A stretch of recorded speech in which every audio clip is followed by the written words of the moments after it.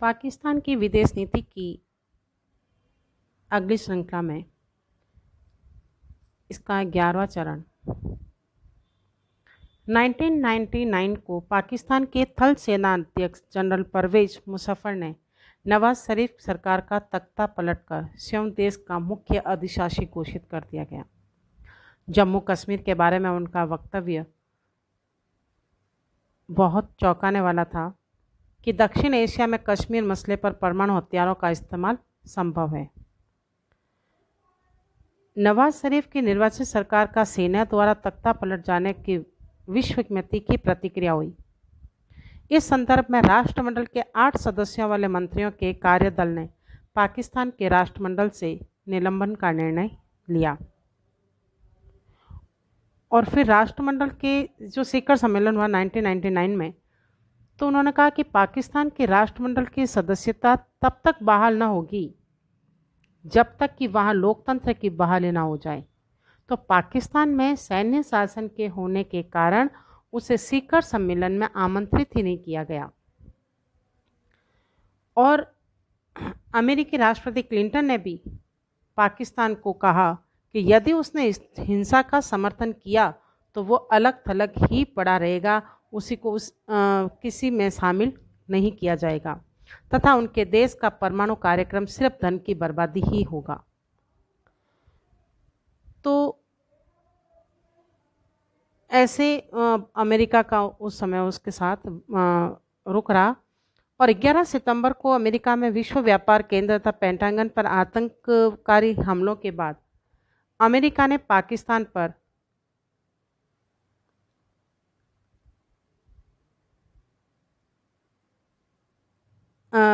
पाकिस्तान द्वारा वो प्रतिबंध भी हटा दिए।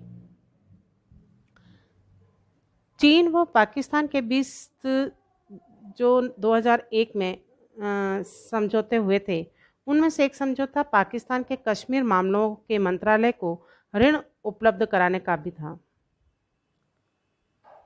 और अमेरिका ने $1 अरब ऋण पाकिस्तान का जो बकाया था उसमें से $1 ऋण का माफ भी कर दिया। पाकिस्तान ने इसी दौर या इसी चरण में पाकिस्तान द्वारा गौरी व गजनवी मिसाइल का परीक्षण भी किया गया और इसी के साथ पाकिस्तान ने स्पष्ट किया कि वह अपने परमाणु और मिसाइल कार्यक्रमों के साथ कोई समझौता नहीं करेगा। अब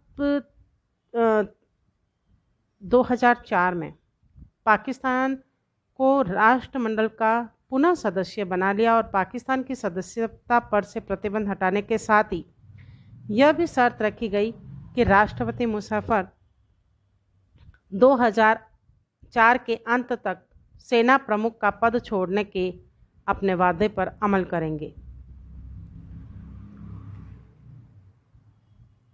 और इसी काल में चीन के द्वारा बंदरगाह का निर्माण हुआ, यानी कि उभरती हुई पाक और चीन की दूरी भी दिखाई देने लगी। चीन ने पाकिस्तान के लिए बंदरगाह का निर्माण शुरू किया। इस बंदरगाह का उपयोग चीन भी कर सकेगा। तो इसी टाइम पीरियड में चीन और पाकिस्तान की दोस्ती एक बार फिर परवान पर चढ़ी।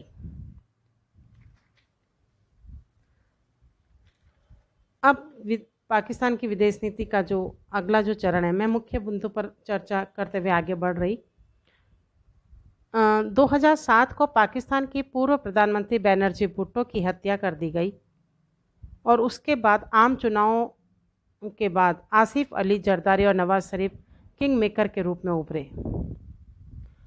2009 में ईरान से पाकिस्तान के लिए गैस के परिवहन हेतु पाइपलाइन बिछाने के लिए दोनों देशों के बीच तेहरान में हस्ताक्षर हुए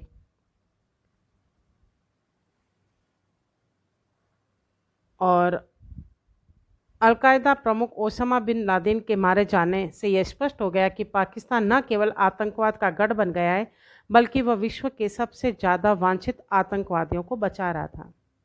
अमेरिका ने न केवल पाकिस्तान को उसके क्षेत्र में गहरी कार्रवाई के बारे में कुछ नहीं बताया, बल्कि अपने सहयोगी को अपने मिशन के बारे में तब बताया जब उसका आखिरी हेलीकॉप्टर उसके वायु क्षेत्र से बाहर निकल गया। पाकिस्तान को सूचित नहीं करने का फैसला जानबूझकर ही लिया गया और यह कार्रवाई एक तरफा थी। अब अमेरिका ने जो ड्रोन का उपयोग सक्रियता से किया था, उससे स्पष्ट हुआ कि अमेरिका जैसे किसी शक्तिशाली देश ने एक परमाणु हथियार संपन्न देश के संप्रभु हवाई क्षेत्र का उल्लंघन पहली बार ही किया है। अब अपना पाकिस्तान की जो विदेश नीति का अगला जो चरण है वो है कि इस चरण में चुनावों में नवाज शरीफ को इतनी ज़्यादा सीटें मिली जितना कि पूरे दक्षिण एशिया के किसी भी नेता को अपने चुनाव में नहीं मिली होगी। और चुनावों में उन्होंने साफ कहा कि भारत से संबंध सुधारना उनकी प्राथमिकता रहेगी।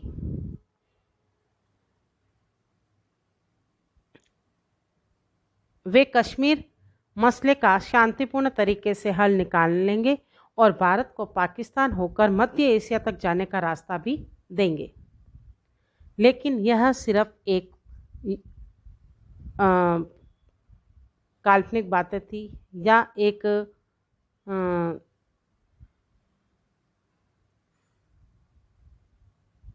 नकली समझौता थी। बाद में उसने भारतीय चौकी पर हमला किया और पाकिस्तानी सेना ऐसी कार्रवाई से बाज नहीं आ रही थी, तो ऐसा लगने लगा कि ये जो वार्ता भारत के साथ उसने की है या उस वार्ता प्रक्रिया को आगे बढ़ाने की जो योजना है वो सिर्फ एक उसके ऊपर कवर चढ़ाने का मात्र है, एक पलिता लगाने की साजिश का हिस्सा है।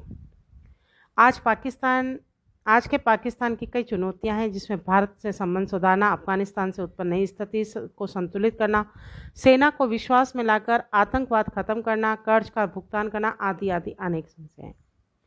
अब इसकी जो वर्तमान स्थिति है,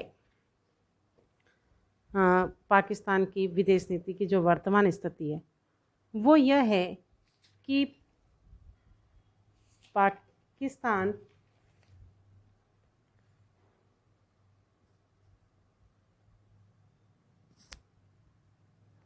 और चीन सदैव ही विशिष्ट स्थिति में संबंध जो है इनका सदैव ही विशिष्ट रहा है और द्विपक्षीय रिश्तों की सामरिक नींव 1950 के उत्तरार्ध में पड़ गई थी, जब भारत व चीन के संबंधों को गिरावट शुरू हुई। अब भारत से प्रतिकूल रिश्तों के कारण पाक की भौगोलिक स्थिति को बीजिंग के लिए एक मूल्यवान दीर्घकालीन निवेश माना गया। जब से पाकिस्तान बना है तब से इनके संबंध गहरे हैं और जब कभी पाकिस्तान पर मुसीबत आई है तो चाइना उसके साथ खड़ा नज़र आया है। भारत एक ताकतपूर्ण राष्ट्र है, रसिया से उसके गहरे संबंध हैं और पाकिस्तान की चीन से दोस्ती है, तो अमेरिका को नाराज़ करने का उसने पूरी तरह से मानस बनाया हुआ है। जब लादेन को उसने शहीद का दर्जा दिया तो इमरान ने कहा कि ऐसी बहस छोड़ देनी चाहिए। अब पाकिस्तान ये डर रहा है कि भारत और चीन के बीच में जब युद्ध होगा तो पाकिस्तान पर हमला न कर दे, जंग का यह डर उसे सताने लगा है। इस्लामी गणराज्य पाकिस्तान के राजनयिक संबंध चीन से गहरे रहे हैं, बीच में उथल पुथल जरूर रही है, लेकिन हालात आज के यह है कि हमेशा शीर्ष पर प्राथमिकता संबंध चीन से रहा है, यानी चीन द्वारा विदेशी निवेश का जो है पाकिस्तान से संबंध वो हमेशा शीर्ष प्राथमिकता का ही रहा है।